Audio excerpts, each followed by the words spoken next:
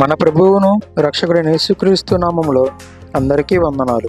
ఈరోజు దేవుని వాక్యం, యెహోవాను నమ్ముకునివాడు ధన్యుడు, యెహోవా వానికి ఆశ్రయముగా ఉండును. ఇర్మియా గ్రంథము 17వ అధ్యాయం 7వ వచనం. వేదనలలో జన్మించని నీ కృపాదరణ, నా గీతారాధనలో యేసయ్యా నీ కృపాదారమే, నా గీతారాధనలో యేసయ్యా నీ కృపాదారమే.